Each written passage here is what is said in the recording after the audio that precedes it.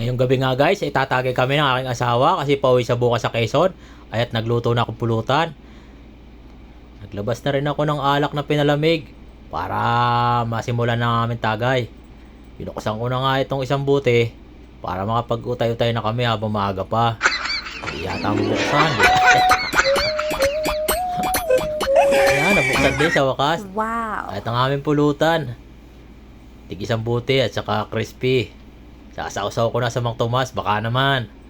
At ang aking asawa, pa-chill-chill pa. Uwi muna sa Quezon kasi maglulukad muna. At ginugil niya na nga sa GPS kung magkano ang kilo ng lukad. Mukhang mataas yata ang kilo. Okay na daw. At yan na. Video pala. Pinakuha niya na ang pulutan sa akin sa lamesa at chichirya kasi di daw siya mga kumakain ng akin nilutong pulutan kasi matigas. Mahina na ang kanyang pustiso.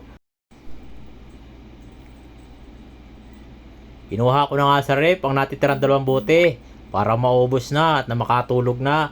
Dahil bukas, maaga pa kami sa Terminal PTEX para paghatid sa Quezon. Pinauwi ko na nga muna siya kasi wala siyang ginawa dito kundi mag-inom, hindi na nakakapaglaba.